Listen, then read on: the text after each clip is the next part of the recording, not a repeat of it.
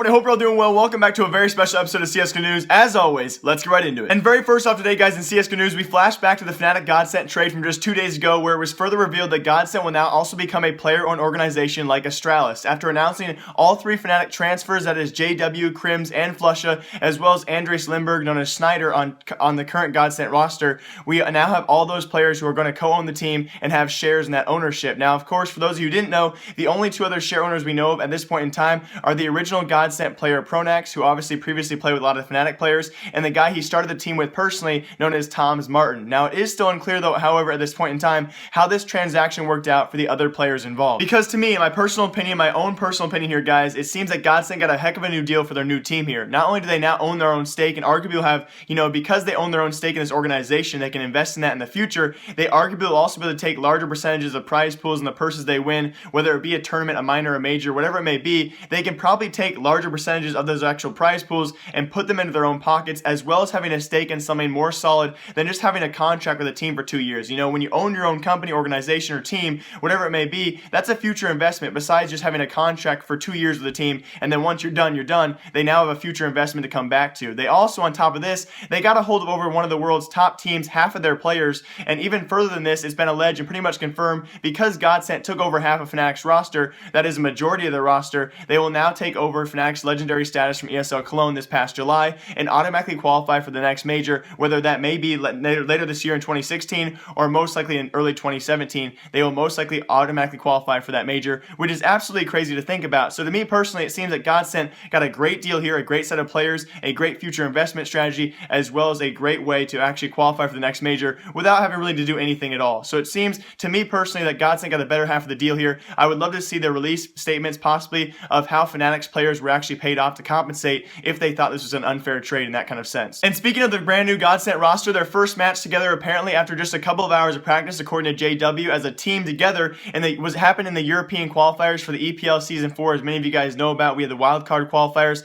That was a best-of-3 series against Virtus Pro. If you guys also remember, it was both Virtus Pro and Godsent, as well as in the North American qualifiers, we had Echo Fox and Luminosity Gaming. They all qualified for this best-of-3 series against each other to compete for those last spots based off popular vote, thanks to ESL, who thought that was a good idea. Either way, though, it happened to be Virtus Pro who showed Godsent how much experience and practice and time as a team together really does matter, as they swept the new Godsent roster 2-0, 16-11 and 16-12 quite handily. And then the North American qualifier was supposed to happen a couple days ago as well for the 28th and final spot in that EPL Season 4. It actually got postponed, and we have no idea when that rematch will start as of right now, because here's the problem. ESL Season 4, the Pro League there, starts today as of right now, and we still don't have our final North American team picked. So a lot of people are thinking maybe both those teams will somehow get in, or they're going to have a last chance qualifier there, or a last chance match. We don't know when that's actually going to occur, but as of right now, ESL Pro League only has 27 of their 28 teams, and it's starting and going on right now. And also in big news announced yesterday was FaZe Clan's newest member, and that will be Alu, the former opera from ENCE Esports,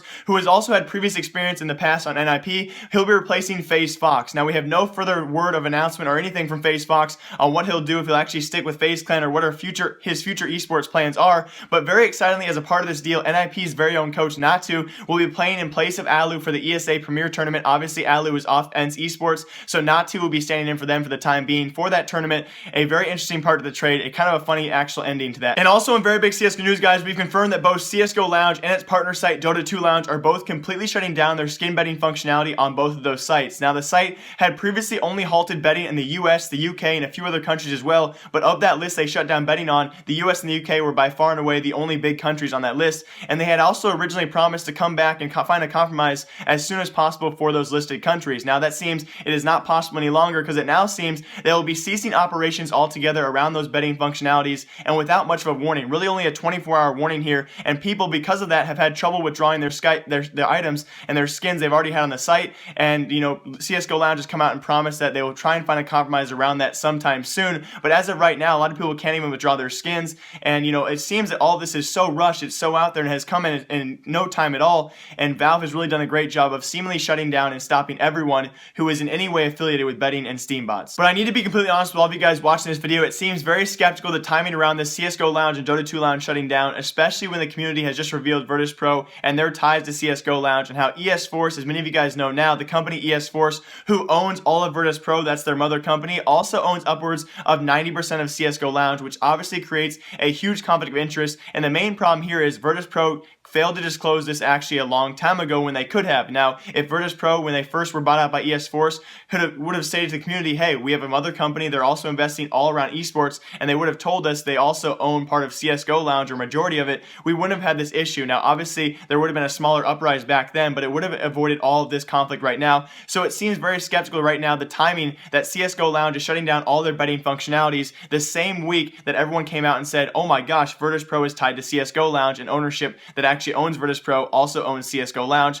So it seems very skeptical of the timing around that as well. But now we do, of course, the bigger issue here, we have both CSGOLounge and all of their partnering betting websites all stopping what they're known best for, and that's esports betting. So the main conflict of interest as of right now that we have is ES Force owns an esports team known as Virtus.pro, but they also own esports betting websites, which creates a huge conflict of interest. But as of right now, everything seems completely normal with ES Force. You know, they're a mother company. They bought out several companies in the esports industry. They also own parts of Navi for their media distribution channels. But other than that, they have complete right, if they have the money to buy esports teams as well as any website they want to, it's all in their power to buy this, and no one stopped them originally. So as of right now, there are no issues, but it seems as of right now as well, there's a huge conflict of interest with the timing they have to shut down their CSGOLounge and Dota 2 Lounge websites. We'll have to wait in the future to see if anything else comes out on this story. And very last in CSGO news today, guys, we had a big announcement come from NIP, as apparently Pith, one of their players, has been struggling with a hand injury for a couple of months now, and has finally been placed off the roster on leave until he has fully recovered from that hand injury. Now, even more interesting than this, guys, is his part-time replacement for the ESL Pro League, which does start both today for North America and Europe. His replacement will be an Epsilon player known as Disco Doplin, a great name. So best of luck to Pith on his recovery, and best of luck to Disco Doplin with his new time with NIP. And that's going to do it for today's episode of CSGO News, guys. As always, I hope you all enjoyed. Today's episode was very fun to make. I will see you guys all tomorrow with a big CSGO News episode as well. There's a lot going on right now in the scene. If you guys have any stories you want me to cover, please let them know. Let me know down in the comment section below. As always, live, love, laugh a lot. Remember, I like you. I'll see you guys all next time. Remember, I like you. You know what's coming.